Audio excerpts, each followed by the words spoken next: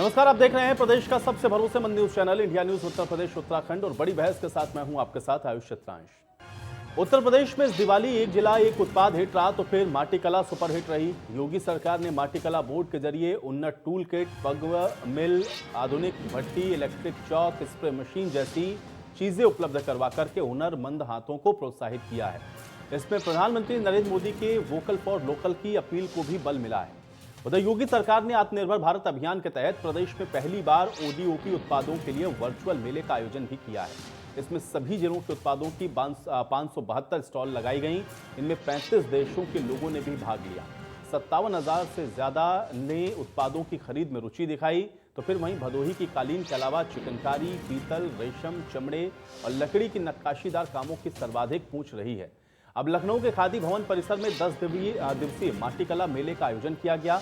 इसमें तकरीबन 40 से 50 लाख रुपए के मिट्टी के लक्ष्मी गणेश, दिए और अन्य उत्पाद बिके।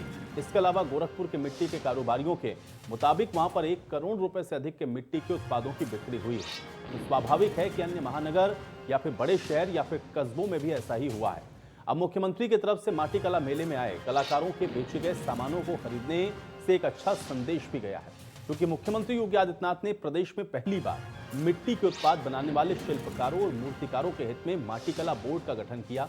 बोर्ड के पास तालाब से आसानी से मिट्टी उपलब्ध करवाने को लेकर और उत्पादों को दाम और गुणवत्ता में बाजार में प्रतिस्पर्धी बनाने में भी मदद किया है। इसके लिए जाने माने मूर्तिकार और निफ्ट से प्रशिक्षण दिलाने, साइज और डिमांड के अनुसार दिए और लक्ष्मी गणेश की मूर्तियों का मॉडल तैयार कराने और उसके अनुसार बेहतरीन सांचे तक उपलब्ध करवाने का काम हुआ है। अब बोर्ड की इस मेहनत का नतीजा यह है कि इस बार की जो दिवाली है वो इन लोगों के लिए भी खास रही है। ये दिवाली काफी हद तक देसी दिवाली भी रही है और ऐसे में अब इस पर राजनीति होना भी स्वाभाविक है। कांग्रेस के नेता वोकल फॉर लोकल को मुंगेरी लाल के हसीन सपने बता रहे हैं, तो समाजवादी पार्टी ने वोकल फॉर लोकल और आत्मनिर्भर भारत को छलावा बताया है। तो अब ऐसे में सवाल यह है कि वोकल फॉर लोकल के जरिए आखिर राजनीति कैसे प्रभावित हो रही है और क्या वोकल फॉर लोकल को 2022 का एजेंडा बीजेपी बना पाएगी? आज इन्हीं सवालों के साथ एक खास पैनल के साथ करेंगे हम आज की बड़ी बहस।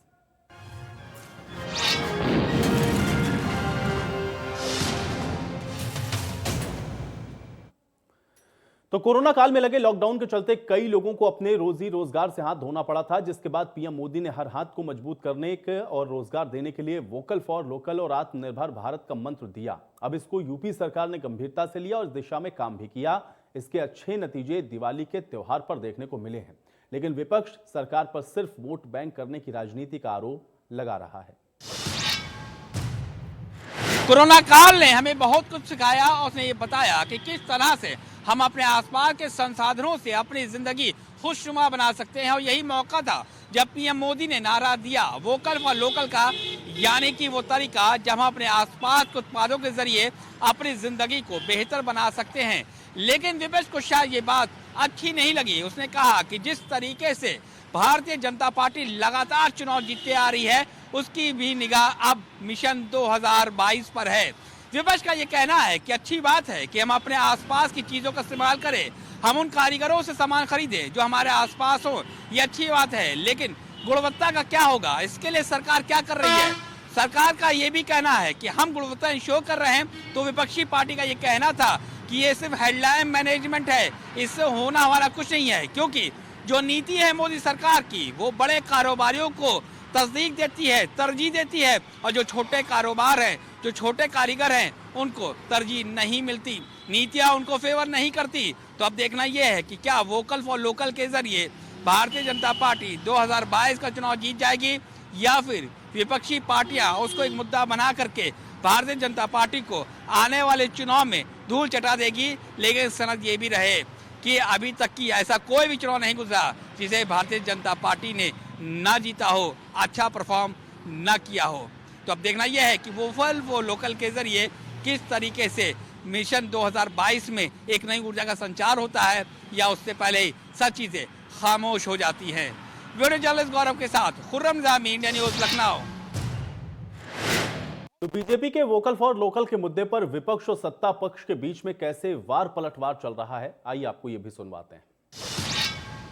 और आत्मनिर्भर भारत के निर्माण के लिए माननीय प्रधानमंत्री नरेंद्र मोदी जी का वोकल फॉर लोकल का नारा निश्चित रूप से देश के उन लाखों करोड़ों छोटे मझोले और कुटीर उद्योग चलाने वाले लोगों के लिए एक बहुत बड़ा तोहफा है। सरकार अपनी विभिन्न योजनाओं के माध्यम से, जैसे स्टार्टअप, मुद्रा लोन, कौशल विकास, उत्तर प्रदेश में योगी आदित्यनाथ जी के नेतृत्व की भाजपा सरकार की वन डिस्ट्रिक्ट वन प्रोडक्ट, इसके माध्यम से भारत को उस प्राचीन वैभव पर पहुंचाना चाहती है। जब भारत पूरी दुनिया में सोने की चिड़िया के रूप में जाना जाता था, उस समय हमारे यहाँ कोई बड़े उद्योग नहीं थे। इन्हीं कुटीर, ग्रामीण, इस छोटे और मझोले उद्योगों के माध्यम से भारत दुनिया का सबसे समृद्धशाली देश था। आज भारतीय जनता पार्टी की केंद्र और प्रदेश की सरकारें भारत को उसी प्राचीन वैभव पर पहुंचाने के लिए वोकल फॉर लोकल के तहत देश में असंख्य लोगों के लिए रोजगार का सृजन कर रही हैं। उत्तर प्रदेश के विधानसभा के चुनाव को देखते हुए इन्होंने एक नया नारा गढ़ा है, आत्मनिर्भर भारत, और उसमें उन्होंने आह्वान किया है वोकल फॉर लोकल। सुनने में बहुत अच्छा है, बहुत अच्छा लगता है। बिल्कुल आत्मनिर्भर भारत के लिए वोकल फॉर लोकल होना पड़ेगा आपको। लेकिन मोदी सरकार पहले ये तो बताए कि पिछले 6 सालों में जो मेक इन इंडिया का उनका प्रोजेक्ट था, उसके तहत उन्होंने कितनी वस्तुओं की कंपनियों को जो उत्पादन कर रही हैं वो इस स्तर पे बना दिया है कि वो बाहर की कंपनियों से मुकाबला कर सकें। क्योंकि जब तक मार्केट में वैल्यू और उसकी क्वालिटी दोनों मेंटेन नहीं होगी, तब तक वोकल फॉर लोकल कहने के लिए रह जाएगा और कंज्यूमर उन्हीं प्रोडक्ट्स को खरीदेगा जो सस्ते भी होंगे और टिकाऊ भी होंगे। तो सबसे पहले तो भारतीय जनता पार्टी को अपना ये लेखा जोखा देना चाहिए पब्लिक के भी, क्योंकि नारे गढ़ने से देश नहीं चलता है। अगर भारत को आत्मनिर्भर बनाना है तो वाकई आपको काम करना पड़ेगा। लोकल फॉर वोकल की ढपली बजाने की जगह उत्तर प्रदेश सरकार, योगी आदित्यनाथ जी की सरकार कुछ तथ्यात्मक जानकारी तो दे। ये बताए कि कितने उत्पाद उत्तर प्रदेश में बन रहे हैं, कितने उत्पादों को उत्तर प्रदेश की सरकार ने स्वीकृति दी है और कितने उत्पादों को उत्तर प्रदेश की सरकार के विभिन्न निकायों ने, सरकारी एजेंसीज ने या सरकारी कार्यालयों ने खरीदे हैं। तो जवाब आएगा बिल्कुल नहीं। लेकिन अगर आपने ऐसे कोई खरीदे हैं तो उत्तर प्रदेश की सरकार को बताना चाहिए, वरना यह माना जाएगा कि ये सिर्फ सरकार हेडलाइन मैनेजमेंट की है और जुमलेबाजों की सरकार है। स्वावलंबी और आत्मनिर्भर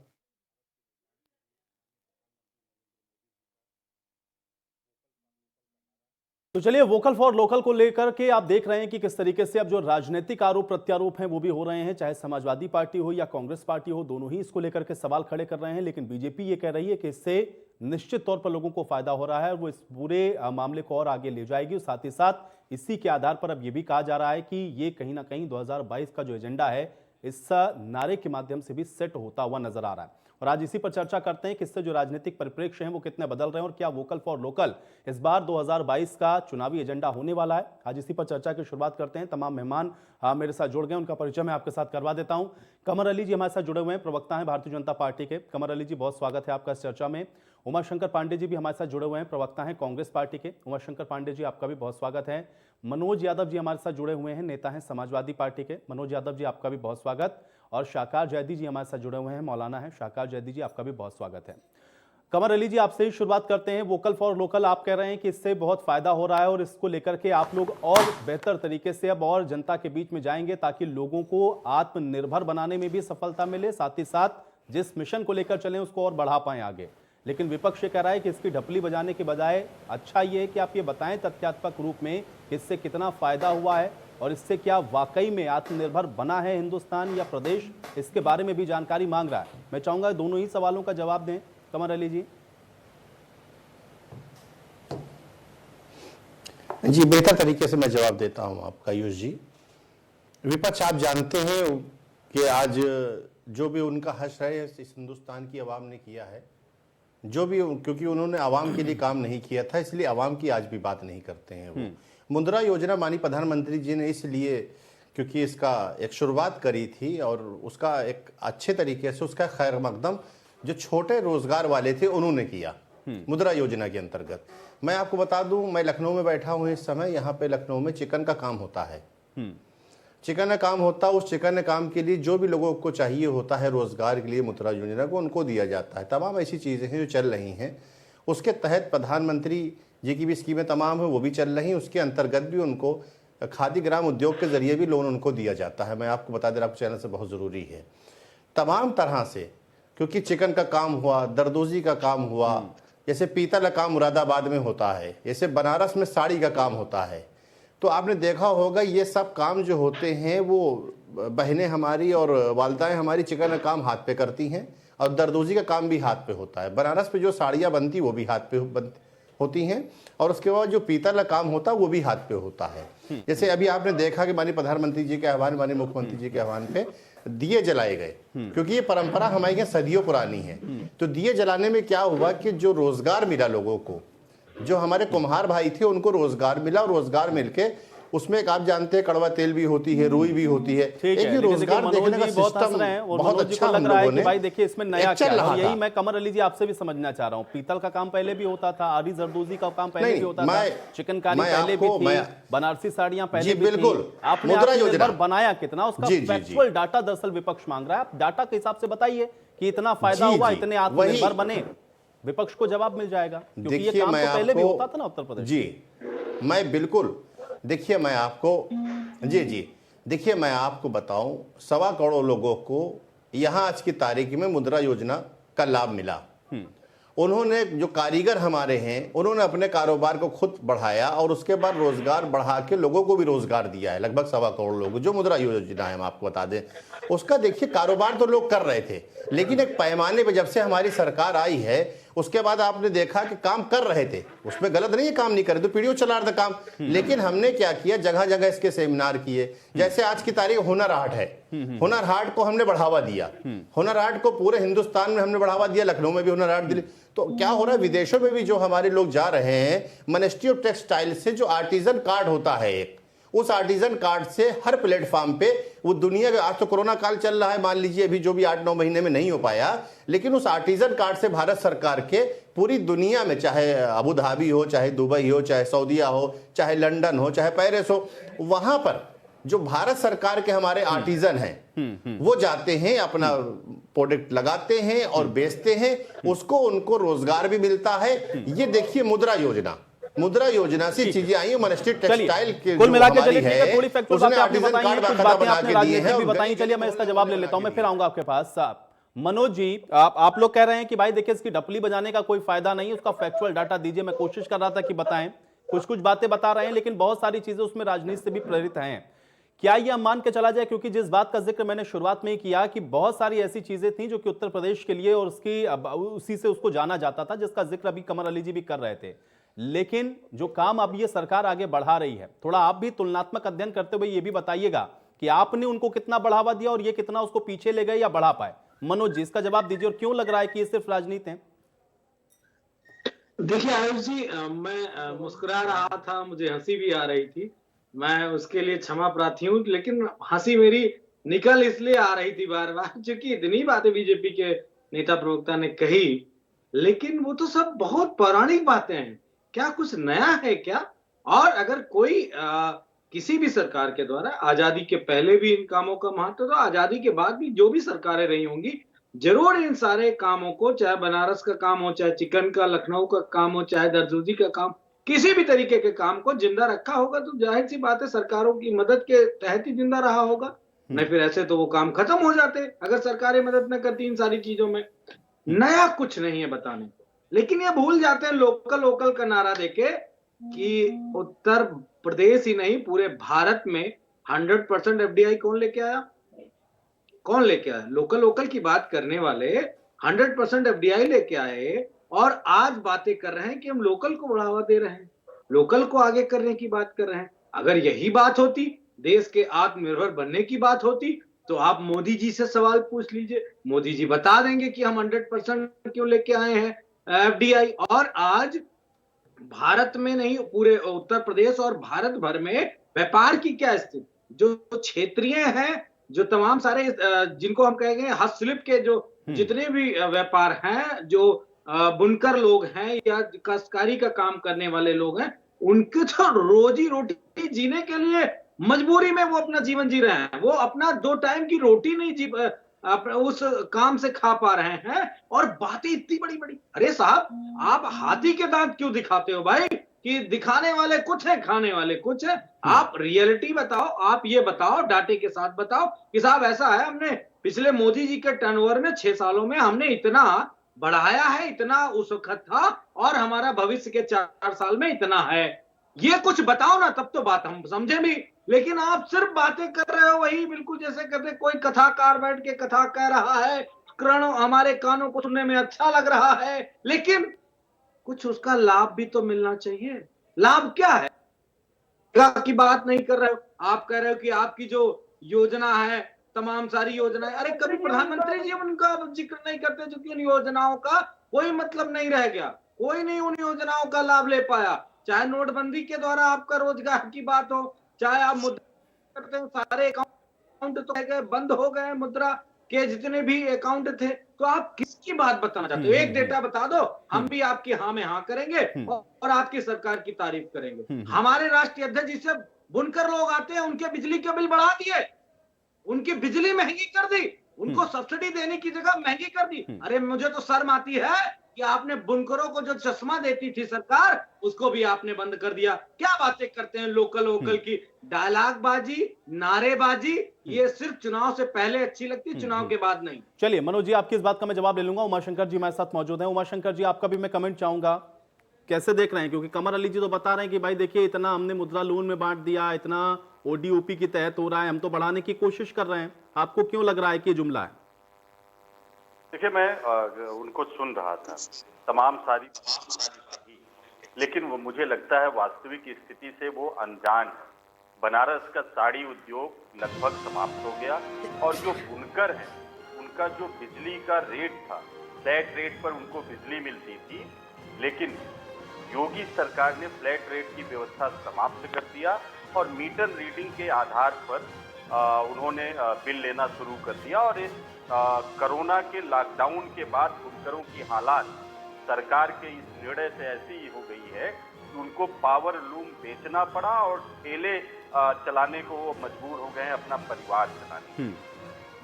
चिकन की बात कर रहे थे, चिकन उद्योग में सरकार ने कोई ना तो सब्सिडी दी और ना ही किसी तरीके की सुविधा उपलब्ध कराई। इसलिए लखनऊ का जो चिकन कारोबार है वो शायद कमर जी को पता नहीं है कि करीब 45% डाउन हो गया है। कानपुर का जो लेदर उद्योग है उसके भी हालात बदतर हैं। मुरादाबाद का पीतल उद्योग लगभग समाप्त हो गया है।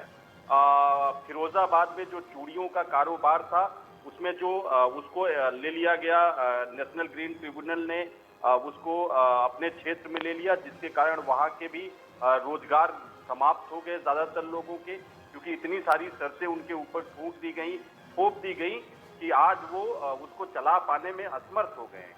मुझे लगता है ये सारी बातों से ये अनजान है। असल में भारतीय जनता पार्टी स्वयं में कंफ्यूज है।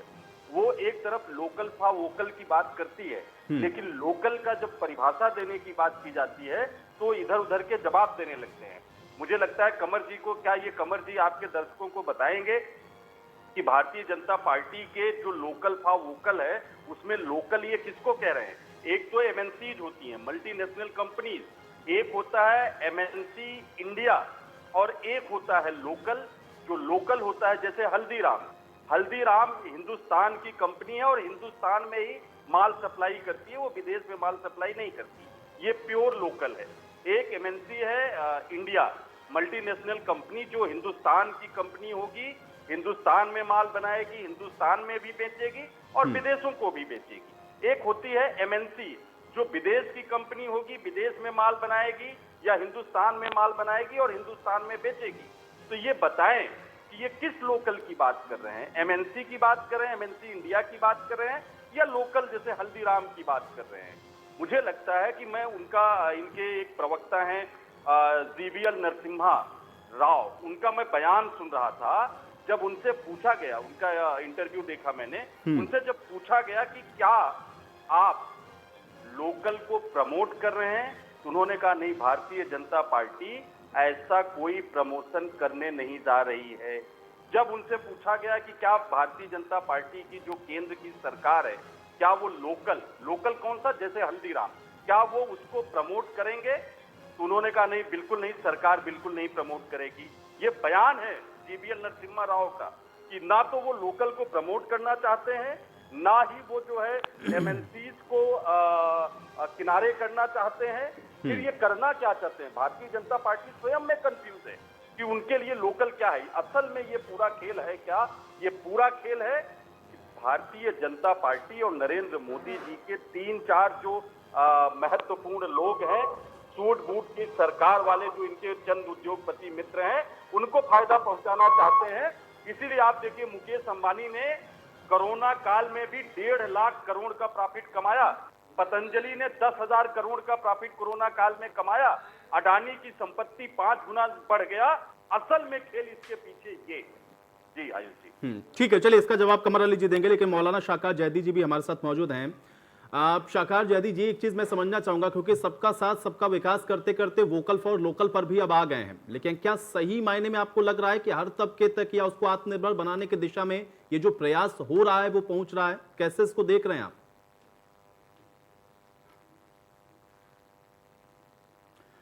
बिस्मिल्लाहिर्रहमानिर्रहीम। सबसे पहले आप सबको मेरा आदाब। देखिए, ऐसा है कि बहरहाल ये एक राजनीतिक मुद्दा है और इसमें हमारे राजनीति के तमाम महारथी जो आपके चैनल पर बैठे हुए हैं वो एक दूसरे को बखूबी जवाब दे रहे हैं।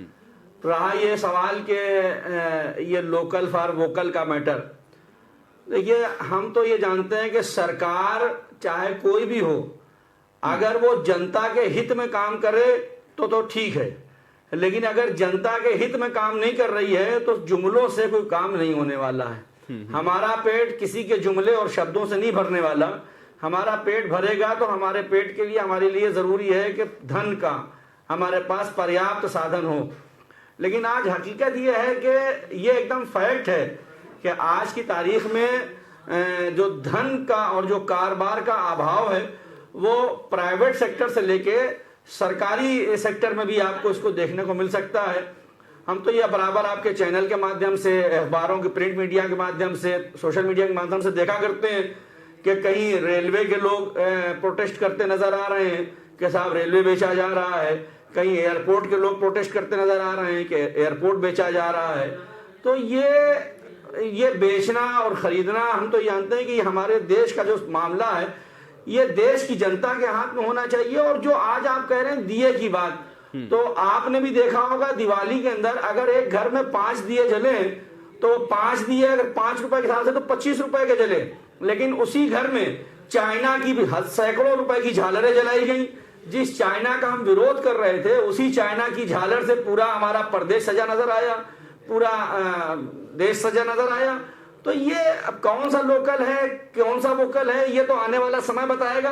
बस हम इतना कहना चाहेंगे आपके चैनल के माध्यम से कि हमारे देश के नौजवानों को रोजगार मिले, और जो इस वक्त हमारे देश के अंदर भुखमरी और गरीबी और बेरोजगारी अपने चरम पर है, जिसका खुद देश के जो हमारी संवैधानिक संस्थाएं हैं उनकी तरफ से जो इसके डिक्लेरेशंस आते हैं वो सबके सामने है कि इस वक्त बेरोजगारी चरम पर है, लोग बेरोजगार हो चुके हैं, रोजगार मिलना चाहिए, इज्जत की जिंदगी मिलनी चाहिए, माँ बहनों की इज्जत महफूज रहनी चाहिए, सरकार किसी की भी हो सबका साथ सबका विकास होना चाहिए और देश के लोगों को एक साथ रखना चाहिए, ना कि इलेक्शन के टाइम पर आपस में लड़ाइयां लड़वाना, एक दूसरे के खिलाफ जुमले कसना और हिंदू और मुसलमान की नफरत को फैलाना, ये इस देश के अंदर बंद होना चाहिए।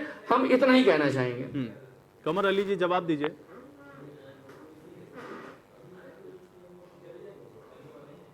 देखिए, हमारे दोस्त ने जनधन की बात करी थी, आपने देखा हमारी वालदाओं के बहनों जो जनधन अकाउंट थे उनको कोरोना काल में आपने देखा 500-500 रुपए उनके अकाउंट में गए, और गरीबों को आपने देखा कि 3-3 महीने का हमने राशन फ्री दिया, उज्ज्वला गैस योजना भी हमने फ्री दी, प्रधानमंत्री आवास योजना भी हमने फ्री दिया। तमाम ऐसी योजनाएं हैं जिस पे हमारी सरकार काम कर रही है और हिंदुस्तान की जो आवाम है उसको कबूल कर रही है। आपने देखा इनकी खलबली क्यों है कि हम हर स्टेट जीतते जा रहे हैं और योजनाओं का लाभ आखिरी खड़े व्यक्ति को देते जाते हैं। भाई कांग्रेस का परेशान होना लाजमी है, भाई 65 साल तक उन्हें हिंदुस्तान की सरजमी पे राज किया है एक ही परिवार की पार्टी ने, तो वो ये सोचते हैं कि भाई भारतीय जनता पार्टी जो स्कीमें लिया कभी हम सोच नहीं सकते थे।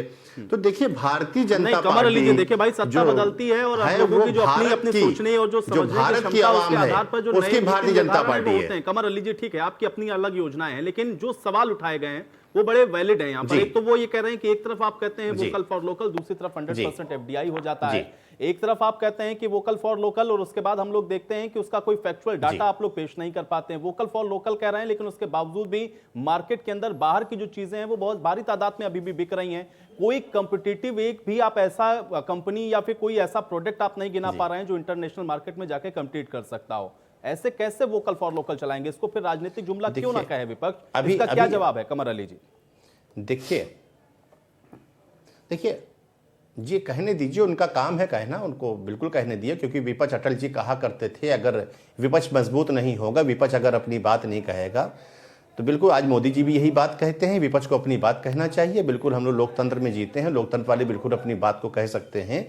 देखिए हमने आपसे बताया कि मिनिस्ट्री ऑफ टेक्सटाइल कारीगरों को बढ़ा रही है, मुद्रा योजना से हम उनको लोन दे रहे हैं। अभी माटी कला का देखा आपने, उससे बढ़ावा मिल रहा है। तमाम विभाग ऐसे हैं जो काम कर रहे हैं और जो गरीब तबके को, कारीगर तबके को वो आगे बढ़ा रहे हैं, इंटरनेशनल मार्केट में ले जा रहे हैं। ठीक है, कोरोना काल में जो हालात रहे, बिल्कुल कारोबार गिरा, ऐसा नहीं कि कारोबार नहीं गिरा, बिल्कुल हमारी सरकारें मानती हैं। उसी को देख के हमने जनधन योजना में पैसा दिया, उसी देख के गरीबों को हमने जो है अनाज दिया। देखिए विश्व जो महामारी थी, ये बात करें कुदरती तौर पर जो विश्व महामारी आई, उसमें पूरी दुनिया में जो विकसित देश थे वो हार गए और हमारा विकासशील देश था। कम संसाधनों में हमने जो काम किया है उसकी दुनिया देखिए तारीफ करी है। ठीक है, कोरोना देखिए काल काम वाला की तारीफ होना चाहिए। आप लोग उसको चलिए हम निकाल देते हैं, लेकिन भाई और भी तो आपसे 5 साल और 6 साल का जो एक डाटा है वो मांगा जा रहा है ना भाई, क्योंकि केंद्र के अंदर आप सरकार चला रहे हैं। मेक इन इंडिया का प्रोजेक्ट आपका बहुत पुराना है, लेकिन उस मेक इन इंडिया के तहत कोई 2 कंपनियों के नाम या कोई एक कंपनी ऐसी बता दीजिए जो मेक इन इंडिया के तहत इतनी बड़ी हो और खड़ी हो गई हो कि हाँ इंटरनेशनल मार्केट में आप कह सकें कि हम आत्मनिर्भर बन रहे हैं, या फिर मेक इन इंडिया जो है वो छाया हुआ है। सवाल यही है ना, क्योंकि योजनाएं तो बहुत बनती हैं, योजनाएं आप भी बना रहे हैं, योजनाएं कांग्रेस ने भी बनाई, योजनाएं स्टेट प्रदेश के अंदर समाजवादी पार्टी ने भी बनाई, लेकिन एग्जैक्टली फायदा कितना पहुंचा लोगों तक, सवाल यह है ना। विपक्ष में रहकर आप लोग भी यही बातें कहते थे, आज विपक्ष वही बात आपसे पूछ रहा है। अब आपके पास क्या जवाब है इसका? देखिए आयुष जी, मैं आपकी बात का जवाब दे रहा हूं। लगभग 1.25 करोड़ लोगों को मुद्रा योजना के तहत लोन मिला, वो अपने बढ़ा रहे। मैंने आपसे कहा मिनिस्ट्री टेक्सटाइल अपना काम कर रही है। हमारे जो कारीगर है उनको बढ़ावा दे रही है, दुनिया के अंदर अपना प्रोडक्ट वो बेच रहा है। कारीगर की मैं आपसे बात कर रहा हूं, कारीगर को बढ़ावा दे रही है।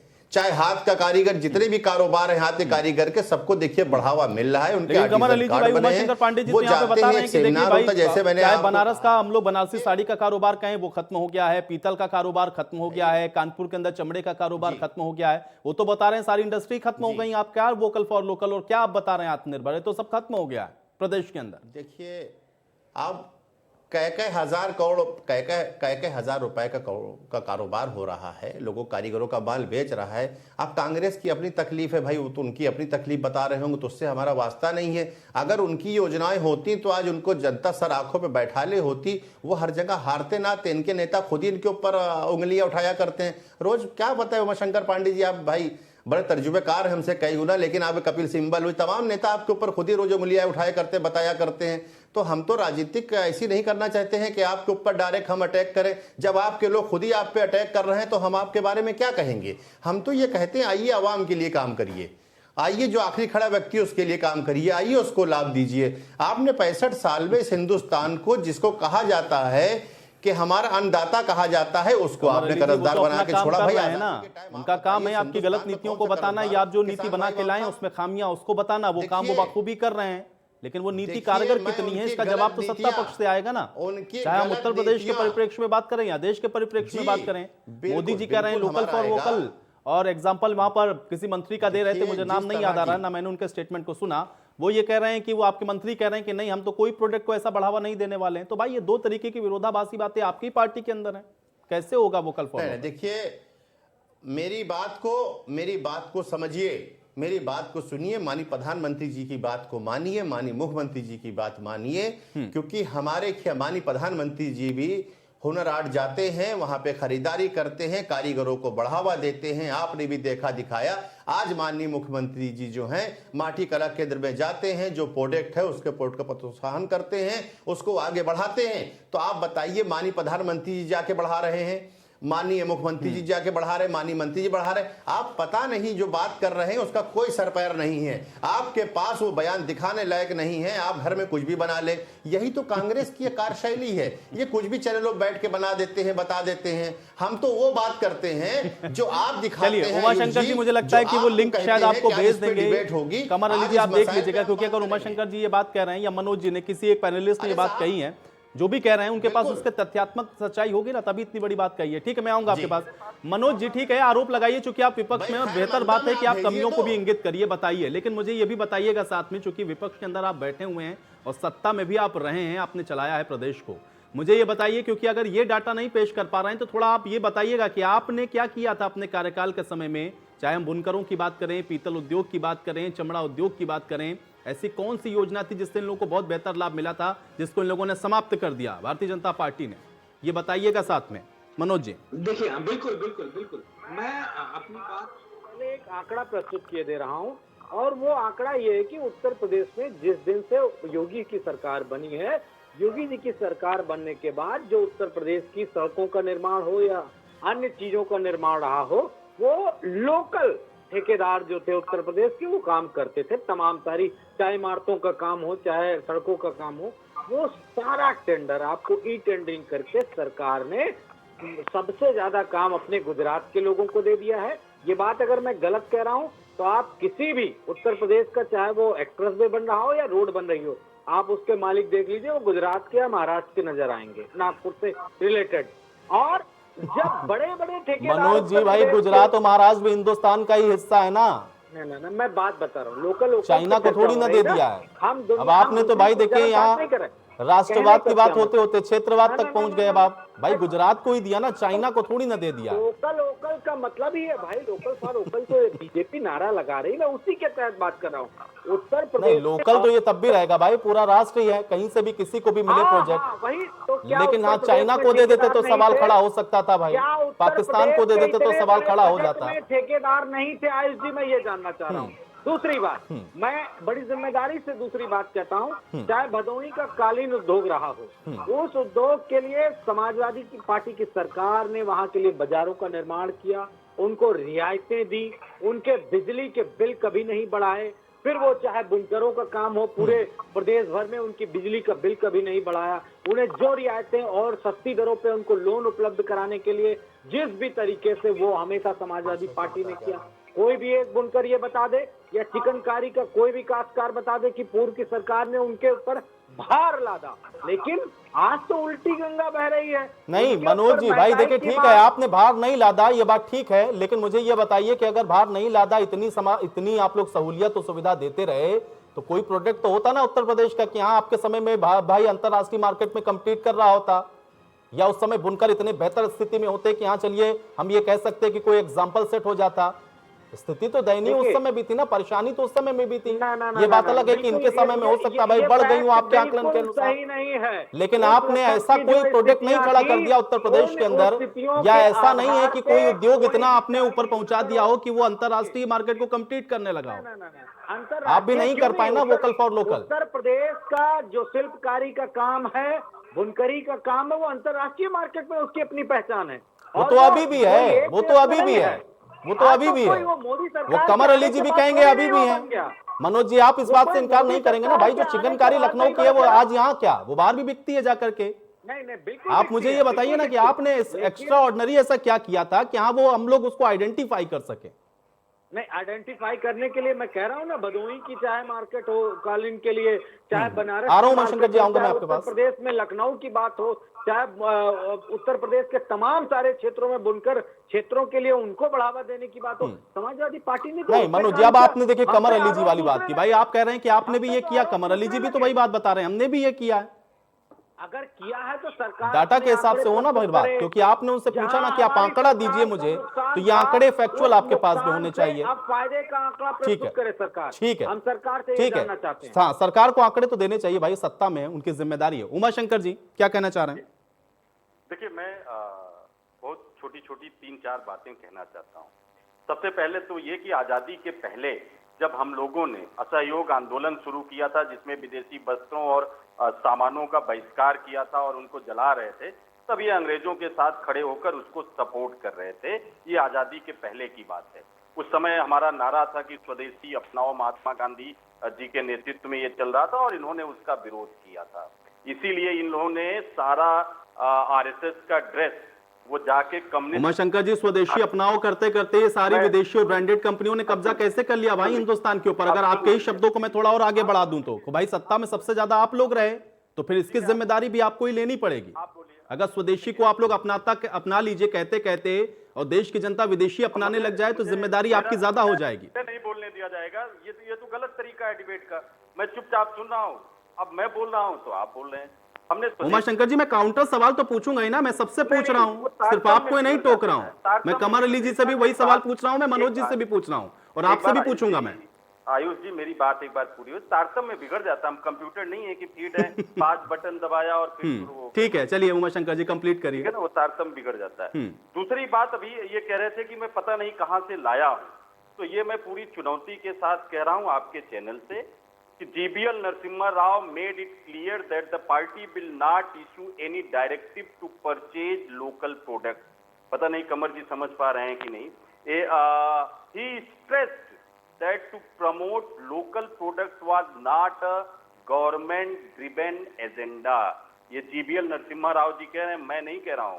तो ये जो भारतीय जनता पार्टी, उन्होंने भारतीय जनता पार्टी के लिए भी कहा है और अपनी सरकार। ठीक है, लेकिन उमाशंकर पांडे जी, भाई अब जीबीएल नरसिम्हा कोई बात बोले या प्रधानमंत्री मोदी बोले, इसमें से किसकी बात का ज्यादा महत्व होगा? भाई उनका तो शीर्ष नेतृत्व कह रहा है vocal for local. GVL Narasimha Rao ji party के प्रवक्ता हैं, वो ये बात कह रहे हैं। इसका प्रवक्ता तो बहुत बार पार्टी लाइन से अलग बोलते हैं, बहुत बार अलग बोलते हैं भाई उनका शीर्ष नेतृत्व तो यही बात कह रहे हैं ना। देखिए, इसको डिफेंड करने का तरीका तो यही, कमर अली जी अभी यही कहेंगे। भाई मोदी तो कह रहे हैं, योगी जी भी कह रहे हैं, योगी जी भी यही बात कह रहे हैं वोकल फॉर लोकल। अब जीबीएल नरसिम्हा ने किस कंटेक्स्ट में कहा है वो उनकी जानकारी में नहीं है। कहते हैं कि गलत बोल रहे हैं। कमर अली जी तो कह रहे हैं इस बात को। चलिए मैं उनसे ही जवाब लेता हूं। कमर अली जी, उनको जानकारी नहीं है। कमर अली जी, जीबीएल नरसिम्हा ने जो बात कही वो आपकी पार्टी लाइन है क्या? एक बात रह गई मेरी। जी कंप्लीट करें। हाँ, देखिए, जब किसी चीज को पहली बात तो नहीं आ रहा हूं कमर अली जी, एक बार बात कंप्लीट हो जाए। ओमा भाई, मैं जवाब दे लूं, मुझे लगता है जवाब को सुन लीजिए। जिसको लोकल कहते हैं आयुष जी, आप समझिए कैसे प्रमोट होता है। याद करिए, जब लालू यादव जी रेल मंत्री थे, उस समय कुल्हड़ और मट्ठे को प्रमोट किया गया था लोकल के नाम पर। तब ट्रेनों में प्लास्टिक के ग्लास हटा दिए गए थे, बाकायदे कुल्हड़ उसमें चलाए गए थे, चाय मट्ठे ये सब मिलने लगे थे। ऐसे होता है लोकल को प्रमोट करने का तरीका। ये नहीं होता है कि मोदी जी कहेंगे लोकल फॉर वोकल और प्रवक्ताओं से कहलवाएंगे कि I am not promoting that. ये दो तरफा खेल नहीं चलता है, ये खेल एक तरफा होता है। जैसा लालू यादव जी ने किया था, जैसा गांधी जी ने किया था, ऐसे नहीं कि मोदी जी कहेंगे लोकल वोकल और उनके। चलिए उमाशंकर जी, भाई देखिए, जीबीएल नरसिम्हा भी अधिकृत प्रवक्ता हैं, कमर अली जी भी हैं। भाई मैं पूछ लेता हूं जरा कमर अली जी से, क्या ये इनकी पार्टी लाइन है? कमर अली जी जवाब दीजिए। देखिए, बिल्कुल कतई पार्टी लाइन नहीं। भारत पता नहीं कहां से बता रहे हैं, मैं उस बात को सुनता रहा खामोशी से। आपको माननीय प्रधानमंत्री जी, माननीय राष्ट्रीय अध्यक्ष जी, माननीय मुख्यमंत्री जी, आप बराबर चैनलों पे दिखा रहे हैं। आज डिबेट जो हो रही है बहुत साफ सुथरी डिबेट इसी बात के ऊपर हो रही है। अभी उमा भाई ने लालू जी का अभी लालू जी का बयान इन्होंने बताया, लालू जी रेल मंत्री थे, ये किया। मेरे भाई, आप अपनी खूबी कोई बता देते अपनी 65 साल की सरकारों में। आपका क्या मतलब, कंप्यूटर नहीं है आप, लेकिन आप वहां चले गए। चलिए कोई बात नहीं, हम आपकी उस बात का भी खैर मकदम करते हैं। आपके पास कुछ कार 65 साल रहा ही नहीं उमा भाई, कि 65 साल आपने कोई काम किया हो और अपनी योग्यता को आप बता पाए। 65 साल नहीं बता पाए चैनल के ऊपर 65 साल। रही मनोज भाई की बात, आपने यूज जी उनसे एक बात पूछी थी कि अपने सरकार की कोई उपलब्धि बता दें, तो उन्होंने अपने सरकार की कोई उपलब्धि आपको नहीं बता पाए, कोई स्कीम नहीं बता पाए, कोई योजना नहीं बता पाए। अपनी सरकार की। ये योजना बता देंगे कि उनके परिवार में 35 लोग लाल बत्ती से घूम रहे थे। वो ये बता देंगे राष्ट्रीय अध्यक्ष उनके वालिद थे, उनके साहबजादे बन गए, चाचा को राज्यसभा भेज दिया। ये उपलब्धि बता सकते हैं मनोज भाई। आप इनसे इस बारे में पूछिए तो मनोज भाई आपको बताएंगे कि भाई चाचा को राज्यसभा भेजते हैं। डिम्पल जी के बारे में बात हुई जाती है राज्यसभा भेजने के बारे में। कमर अली जी देखिए फिर आप पर्सनल हो गए भाई। देखिए ये कमर अली जी देखिए ये चर्चा को डिरेल करने वाली बात है। ये चर्चा को डिरेल करने वाली बात है। कमर अली जी देखो कुछ फैक्चुअल सवाल हो रहे थे और फैक्ट पर ही अगर बात करेंगे तो थोड़ा अच्छा रहेगा। आपको परिवारवाद पर आज नहीं जाते हैं भाई, बहुत मुद्दे होते हैं। आप लोग रोज परिवारवाद की बात करते हैं। मुझे ये बताइए फैक्चुअली, मुझे बताइए, क्योंकि जो आरोप लगा रहे हैं यहाँ पर प्रवक्ता लोग, उसका जवाब आपको देना होगा ना कमर अली जी, और वो फैक्ट के आधार पे ही होगा। जी देखिए मैंने आपको जवाब दिया जी, बिल्कुल फैक्ट है ये। अपनी मैंने जितनी स्कीमें बताई हैं, मैंने आपको जितना काम बताया है, वो क्या ये सब्सिडी नहीं दी भाई। देखिए ये सवाल भी बार बार उठा कमर अली जी, सब्सिडी नहीं दी, बिजली का बिल आपने बढ़ा दिया। समाजवादी पार्टी कह रही कम से कम वो ठीक है कुछ नहीं हुआ, लेकिन कम से कम ये तो नहीं किया ना उन्होंने। सुनिए ना तो उन्होंने कभी ऐसा किया कि बिजली का बिल बढ़ाया और उल्टा सब्सिडी और दी उन्होंने। वो यही बात आपसे पूछना है, क्योंकि वो जिस स्थिति में छोड़ के गए उससे भी खराब हो गई। वो ये कह रहे हैं। सुन तो आयुष जी, सुनिए आयुष जी, मैं उसकी बिल्कुल वो कहे विपक्ष है, मैं विपक्ष का खैर मकदम करता हूं। मैं तो कह रहा हूं मैं खैर मकदम कर रहा हूं। माननीय प्रधानमंत्री जी, माननीय मुख्यमंत्री जी, आप कहिए तो बताइए तो हम आपको बताते हैं। आप किसान भाइयों कर्जदार छोड़ के गए, लगभग समाजवादी ने 15 साल तक राज किया और उनको आपने कर्जदार बना दिया। 1-1 लाख रुपए पहली कैबिनेट हमने माफ किया। आप गन्ना बकायों का छोड़ गए, 16,100 करोड़ हमने उनका गन्ना बकाया कर दिया। आप बताइए आप किस मुद्दे पे बात करेंगे? गन्ना किसानों पे बात करेंगे, किसानों पे बात करेंगे, आखिरी खड़े व्यक्ति के बारे में बात करेंगे। आप एक्सप्रेस वे बना रहे हैं भाई, उसको भी गुजरात और महाराष्ट्र वाले लोगों को दे रहे हैं। कैसे वोकल फॉर लोकल होगा? उनका तो ये कहना है कि वोकल फॉर लोकल तो सही मायने में तब है कि उत्तर प्रदेश के ठेकेदारों को देते हैं। आप बात करेंगे वो लोगों को फायदा पहुंचाएंगे जी। मनोज जी तो कह रहे हैं कि जो एक्सप्रेसवे बना रहे हैं या जो लोकल टेंडर आपको देने चाहिए थे वो आपने उठा के गुजरात और महाराष्ट्र में दे दिया। हालांकि भाई ठीक है, चलिए देश के अंदर ही है, लेकिन आपको प्रदेश के अंदर कोई ठेकेदार नहीं मिला जिसको आप दे पाते। कैसे होगा लोकल फॉर नहीं मालूम है। बात सुनिए, रायबरेली की सबसे बड़ी कंपनी है, सुन तो लीजिए, रायबरेली की सबसे बड़ी कंपनी है, वो बना रही है अभी 700 किलोमीटर जो मेरठ से आ रहा है, जो आपके जा रहा है पूर्वांचल तक, वो 700 किलोमीटर का कौन बना रहा है? आपने जरा सा ताज एक्सप्रेस बनाया, भारत सरकार ने जब पैसा दिया, आपने जब बनाया। आप देखिए जो यहाँ की कंपनी है, बनारस की कंपनी है, रायबरेली की कंपनी है, वो कंपनियां बना रही हैं। इनको हवा में बात करने की। मैं एक चीज आपको और बता दूं आयुष जी, सरदार वल्लभ भाई पटेल की जब प्रतिमा बनी थी तो इन्हीं ने कहा था चाइना से बनवाई है। सुनिएगा आप लफ्ज को मेरे, जबकि लाशन एंड डुबरो ने बनाया था, एलटी जिसे कहते हैं, लासन एंड डुबरो ने बनाया था। इनको जानकारी नहीं रहती है। मैं आपको बता दूं, ये सरदार वल्लभ भाई पटेल जी की भी मूर्ति पे ही उठाते हैं, विवाद उठाते हैं, क्योंकि जिसको एलटी लासन एंड डुबरो ने बनाया उसको भी चाइना को बताते हैं। अब आप बताइए इनका क्या इलाज किया जाएगा? आप हमें ये बताइए। नहीं भाई देखिए, उनका जवाब अगर फैक्ट के आधार पर देंगे तो उनके पास उसका कोई जवाब नहीं होगा, निरुत्तर होंगे वो। लेकिन फैक्ट आपके पास भी नहीं है। अगर आप थोड़ा डाटा या फैक्ट के आधार पर बता देते तो मुझे लगता है इनको जवाब मिल जाता। मौलाना शाका जैदी जी कुछ कहना चाह रहे थे। मौलाना शाका जैदी जी आप अपनी बात रखिएगा, लेकिन एक सवाल मैं उसमें और जोड़ूंगा। शाका जैदी जी, प्रधानमंत्री ने अभी कुछ दिन पहले एक संबोधन भी किया जिसमें उन्होंने जितने भी धर्मगुरु हैं उनके साथ भी एक आह्वान किया कि अगर आप लोग भी सहयोग करें तो लोग थोड़ा और कनेक्ट होते हैं, जुड़ते हैं। वोकल फॉर लोकल को लेकर के ही और आत्मनिर्भर भारत को लेकर के ही वो ये बात कह रहे थे। क्या आपको लगता है कि इसमें इस तरीके की भूमिका आप लोग निभा सकते हैं कि कम से कम लोग जुड़ें या लोगों को प्रेरित करें कि आप अपने लोकल प्रोडक्ट्स को खरीदें जो बन रहे हैं जैसे भी हैं? शाका जैदी जी, और जो आप कहना चाह रहे थे उसको भी कहें।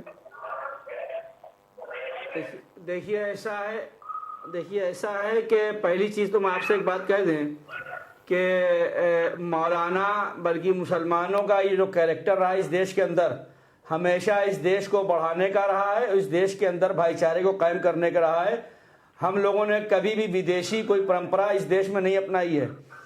साथ साथ ये है कि जो हमारे देश के माननीय प्रधानमंत्री जी ने कहा है कि मुसलमानों से आग्रह किया है कि आप लोग धर्मगुरुओं से कि आप कहें कि लोकल सामानों का उपयोग करें, तो हम लोग हमेशा लोकल सामान का ही उपयोग करते रहे। अब वो उन्होंने कहा है तो ठीक है, हमारे देश के प्रधानमंत्री हैं, वो जो भी कह दें। हम बस एक चीज जानते हैं, देखिए जो आज लोकल फॉर वोकल को लेकर बिजनेस की और रोजगार गिराने की बात हो रही, मैं किसी पार्टी का प्रवक्ता नहीं हूं, लेकिन मैं एक बात बताऊं कि अगर सरकार हमारे देश के अंदर जो कारखाने बंद हो चुके हैं, जो फैक्ट्रियां बंद हो चुकी हैं, इसी लखनऊ के अंदर अपट्रान की फैक्ट्री हो, जीप की फैक्ट्री हो, स्कूटर इंडिया हो, इस तरह की कानपुर की लाल इमली हो, ये तमाम फैक्ट्रियां जहां लाखों लोग रोजगार से जुड़े हुए थे, जिनका परिवार चल रहा था, अगर सरकार लोकल फॉर वोकल के तहत इन फैक्ट्रियों का पुनर्निर्माण करा दे तो वो तमाम लाखों बेरोजगार लोग फिर से रोजगार से लग जाएंगे। इसको बेवजह का राजनीतिक मुद्दा ना बनाएं। और रहा सवाल ये कि बात जो ये प्रधानमंत्री जी कहते हैं, तो प्रधानमंत्री जी की तो सारी बातें हम लोगों के सर आंखों पे, हमारे देश के माननीय प्रधानमंत्री हैं, हम उनकी हर बात का सम्मान करते हैं। बस इतना ही बता दें कि अब तक जितनी भी बातें सामने आई हैं, हम एक आम जनता होकर बात कर रहे हैं, हम किस बात का यकीन करें। हमसे ये कहा गया कि नोटबंदी के 50 दिन के बाद आपको इसका रिजल्ट मिलेगा, वो रिजल्ट नहीं मिला। आम जनता की बात मैं कर रहा हूं, मैं किसी पॉलिटिकल पार्टी की बात नहीं कर रहा हूं, मैं एक आम नागरिक होकर बता रहा हूं। मैं हमसे ये कहा गया कि आपको इस नोटबंदी का बहुत अच्छा रिजल्ट मिलने वाला है, नहीं मिला। इसी प्रदेश के अंदर जब हमारे माननीय मुख्यमंत्री आदित्यनाथ जी मुख्यमंत्री बने तो इन्होंने पेट्रोल पंप बंद करा दिए, और इसलिए बंद कराया था कि पेट्रोल पंप पर घटतौलियां होती हैं। कई महीने तक इस देश की जनता कितनी मुसीबत के दौर से गुजरी है। आयुष जी, आपको भी मालूम होगा, यहाँ सारे पैनलिस्टों को मालूम होगा कि लोग अपनी गाड़ियों को किलोमीटर तक पैदल ले जाते थे, लेकिन इसलिए सब्र करते थे कि शायद अब जब पेट्रोल पंप खुलेंगे तो वो घटतौलियां नहीं होंगी। लेकिन मैं आज आपके चैनल के माध्यम से चैलेंज करके कहता हूं कि जितनी घटतौली पहले होती थी, आज उससे ज्यादा घटतौलियां हो रही हैं। तो आखिर हमको क्या उसका लाभ मिला? इस तरह के तमाम मुद्दे हैं, हम आपको एक एक करके 100 मुद्दे गिना देंगे, लेकिन मकसद सिर्फ कहने का ये है, आप जनता की बात करें, जनता के अंदर इख्तलाफ की बात ना करें कि जब कहीं बिहार में इलेक्शन हो तो वहां बिहारी और यूपी, फिर कहीं गुजराती। चलिए शाका जयदी जी, चुनावी बातें नहीं होनी चाहिए, लेकिन आप फैक्चुअल आधार पर ये बताएं। ठीक है, चलिए मैं इसका जवाब ले लूंगा। बस 1 मिनट की बात है, सुन लीजिए, 1 मिनट की बात है।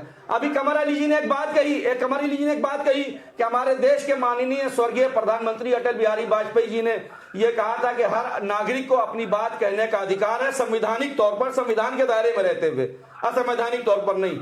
तो जब हम सबको अपनी बात कहने का अधिकार है, तो मेरे भाई कमर अली साहब बैठे हैं, जो सरकार के प्रवक्ता हैं मौजूदा पार्टी के।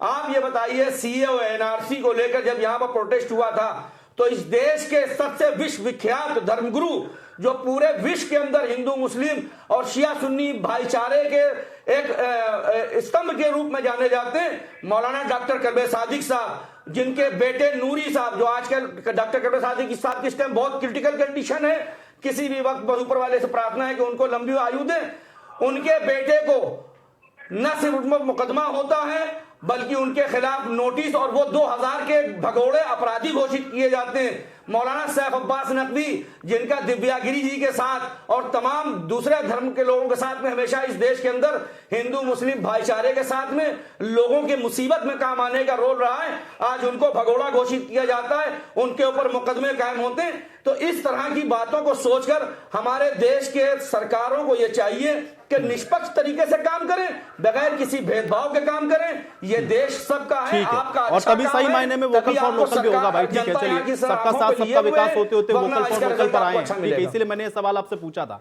मनोज जी क्या कहना चाह रहे हैं? देखिए आयुष जी, मैं एक ही उदाहरण दूंगा, मेरे ख्याल से कमर अली जी को पता चल जाएगा। जब आगरा से लखनऊ एक्सप्रेसवे बनाया गया तो उसपे लोकल के लिए, लोकल बता दे रहे हो, फिर ध्यान से सुन लीजिएगा, दशहरी आम और मलिहाबाद का क्षेत्र पूरे विश्व में आम की पैदावार के लिए जाना जाता है और बहुत फेमस आम की खेती होती है यहाँ पे। और उसके लिए आदरणीय अखिलेश यादव जी ने यहाँ पे दो मंडियां स्थापित करी और उनकी जमीन ली, और ये कहा गया कि इस एक्सप्रेसवे के माध्यम से दिल्ली और दिल्ली के माध्यम से अन्य जगहों पे हम अपना माल आसानी से भेज सकेंगे। दोनों मंडियों में एक ईंट नहीं रखी गई।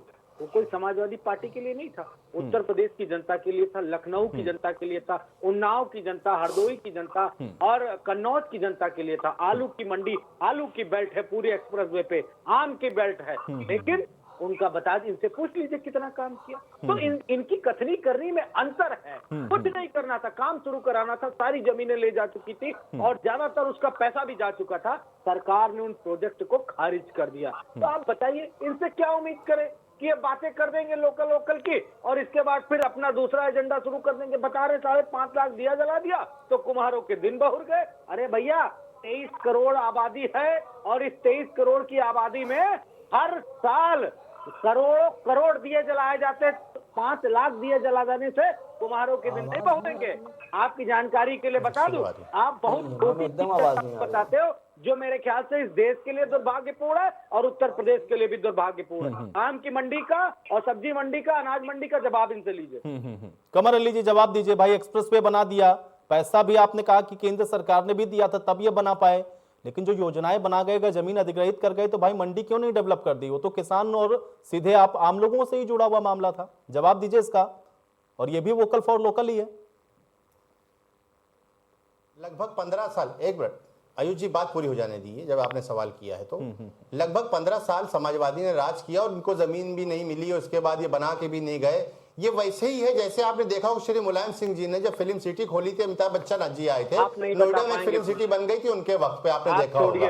फिर बोनी कपूर जी दोबारा आए थे श्री अखिलेश यादव जी के समय पे, दूसरी फिल्म सिटी भी नोएडा में बन गई थी। मेरे भाई ये जनता को कहां गुमराह कर रहे हैं? अरे कमर अली जी भाई देखिए, एक्सप्रेस वे तो अखिलेश जी के समय में बना ना भाई, वो 5 साल को जोड़िए आप, उसमें 15 साल को मत ऐड करिए। और अगर वो 5 साल में उस एक्सप्रेस वे को अगर बना देते हैं, अगर उस एक्सप्रेस वे को बना देते हैं और वहां पर जमीनें अधिग्रहित करके दे जाते हैं तो भाई मंडी क्यों नहीं बनाई आप लोगों ने? ये तो वोकल फॉर लोकल था ना। और अगर इन्होंने नहीं किया, अगर इन्होंने, मैं कहता हूं आपकी बात को भी मान लूं कि इन्होंने नहीं किया, चलिए 15 साल का आपने हवाला दिया, तो भाई 5 साल का तो ये करके गए ना, 4.5 साल आपको भी होने को आ रहा है। आपने बनाया क्यों नहीं? वहां पर कोई एक मंडी बना दी होती, वोकल फॉर लोकल हो जाता। देखिए आपकी आवाज जी आ नहीं पा रही है। हेलो, अब नहीं आवाज सही करो। आवाज भी नहीं। कमर अली जी बहुत सीधा सा सवाल है भाई। देखिए वो 15 साल में नहीं बना पाए, मैंने फिर भी करेक्ट किया, मैंने कहा कि 15 साल मत जोड़िए, 5 साल जोड़िए अखिलेश यादव के। वो एक्सप्रेस वे तो 5 साल में ही बना ना, 5 साल के कार्यकाल के दौरान बना। उस बीच में मुझे ये बताइए कि अगर वो उस दौरान में एक्सप्रेसवे को बना सकते हैं तो उसके पास जो ढांचागत सुविधाएं हैं वो आप विकसित क्यों नहीं कर पाए? क्यों नहीं बनाया आपने? मंडियां क्यों नहीं बनाई वहां पर? एक्सप्रेसवे तो बन गया ना। करी है 700 किलोमीटर का, 700 किलोमीटर का जो एक्सप्रेसवे है। अरे आयुष जी बात तो सुन लीजिए, आवाज टकराती है ना तो आवाज टकराने में समझ में नहीं आता है। 700 किलोमीटर जो है मेरठ से लेके पूर्वांचल तक तैयार है। अभी जनवरी में उसका फीता काटा जा रहा है। बात समझिए, पौने 4 साल में हमने 700 किलोमीटर का दिया है। ये 250 किलोमीटर पता नहीं कहां चले जाते हैं। हमने भंडारण के लिए। कमर अली जी मुझे लग रहा है आवाज टकरा रही है शायद सही में। मेरा सवाल आप सुन ही नहीं रहे। कमर अली जी मेरा सवाल ये है, आप 700 का नहीं, आप 1200 किलोमीटर का बनाइए एक्सप्रेस वे, बहुत अच्छी बात है, बन जाए। मुझे ये बताइए कि जो भाई बन गया, भाई आगरा एक्सप्रेस वे तो बन गया है ना, वो तो रनिंग कंडीशन में चल रहा है, ये लोग बना करके गए हैं भाई, उसका तो श्रेय ये लोग लेते हैं ना कम से कम। उसको मत कहिएगा कि आपने बनाया। लेकिन मुझे ये बताइए कि भाई अगर उसके खिलाड़े, अगर ये लोग जमीन ले गए या फिर उसको अधिग्रहित करके दे गए, आपको सत्ता आपके हाथ में, तो भाई मंडी तो बन सकती थी ना। फल की मंडी बन सकती थी, मलिहाबाद वाली पूरी बेल्ट है उन्होंने बताया, आलू की पूरी बेल्ट है भाई, वो क्यों नहीं डेवलप कर पाए? वोकल फॉर लोकल तो सही मायने में तब हो जाता ना, वहां के किसानों को इसका फायदा मिलता। आयुष जी किसानों के लिए हमारी गवर्नमेंट काम कर रही है। 15 साल ये लॉलीपॉप दिया है, इन्होंने जो जमीनें खरीदवाई, अपने लोगों खरीदवाई, उसके ऊपर एक्सप्रेसवे बनवा लिया, तो इन्हें किसानों को लूटा है। वहां पे मैं आपको जानकारी दे दूं, काफी आईएएस अधिकारी उसमें फंसे हुए हैं, जो अपनी साली, अपनी भाभी और इनके नेता पता नहीं कितने कराए इन लोगों ने। देखिए उसमें भ्रष्टाचार इनको करना था, इस वजह से केंद्र सरकार का पैसा लेके इन लोगों ने जो है छल किया है। मैं आपको बता दूं, ये छल करने वाली पार्टी है, ये किसानों का भाई छल कपट भी आप लोग अगर ढूंढ लेते तो आप बताइए क्या उनका हम लोग नीति तो बन जाती ना, कम से कम छल किया था उस पर काम करते रहते भाई। इन्होंने गलत किया, काली तरीके से या गलत तरीके से जो भी किया उसको आप लोग एक किनारे रखते, लेकिन कम से कम किसानों के लिए कुछ हो जाता तो सही मायने में वोकल फॉर लोकल होता। ठीक है, हमारे पास समय नहीं है, बहुत जल्दी से उमा शंकर जी। उमा शंकर जी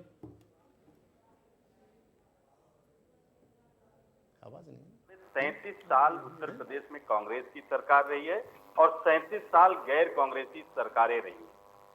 अगर मैं मेरठ से शुरू करूं तो मेरठ के बल्ला उद्योग से लेके मुरादाबाद के पीतल उद्योग, फिरोजाबाद का चूड़ी उद्योग, भदोही का कालीन उद्योग या कानपुर का टेक्सटाइल मिल, कानपुर का लेदर उद्योग, आप बनारस की साड़ी की बात कर लीजिए, टांडा का कॉटन मिल की बात कर लीजिए, तमाम जिलों में फैले हुए हथकरघा और पावर लूम की बात कर लीजिए, ये सब चीनी मिलों को भी, पूरे प्रदेश के सभी चीनी मिलों को जोड़ लीजिए। ये तमाम सारी जो चीजें लगी ये सब उन्हीं 33 सालों में हुई है। बाद में जो सरकारें बनी, भारतीय जनता पार्टी की जो सरकार बनी, आप देखिए कानपुर के टेक्सटाइल मिल से लेके अंबेडकर नगर का मरेला मिल, टांडा का कॉटन मिल करते हुए तमाम सारे हथकरघा उद्योग, कुटीर उद्योग सब उत्तर प्रदेश में बंद हो गए, धराशायी हो गए। चीनी मिलों को बेच दिया। मैं एक बात को रोकना चाहूंगा, चाहे लाल इमली हो चाहे उद्योग हो, कांग्रेस के वक्त पे सब बंद हो गए। ठीक है, चलिए अब बहुत जल्दी से मुझे समाप्त करना होगा, समय नहीं है। कमर अली जी, अब देखिए आरोप प्रत्यारोप का मेरे पास समय नहीं है। उमाशंकर जी को बात कंप्लीट करने दी। उमाशंकर जी बहुत जल्दी से 10 सेकंड में बात कंप्लीट करें। उमाशंकर जी, रायबरेली का रेल कोच फैक्ट्री भी हमने रिसेंटली बना के उत्तर प्रदेश को दिया। इन्होंने क्या किया पिछले करीब 17 सालों तक ये उत्तर प्रदेश में रहे? एक इंडस्ट्री का नाम ये बता दें जिसको भारतीय जनता पार्टी ने खोला उत्तर प्रदेश में। मैं पूरी चुनौती के साथ, चलिए ठीक है उमाशंकर जी, अब इसी बात के साथ मुझे समाप्त करना होगा, समय नहीं है मेरे पास। आप सभी का बहुत शुक्रिया, आप लोगों ने समय निकाला, चर्चा का हिस्सा बने। हालांकि वोकल फॉर लोकल की इस बात को बीजेपी की तरफ से कहा गया है, उसने राजनीतिक माहौल को भी गर्म कर दिया है। और अब देखना यह है कि आगे आने वाले विधानसभा चुनावों में क्या ये एक बड़ा मुद्दा बनता है। आज बड़ी बहस में मेरे साथ फिलहाल इतना ही।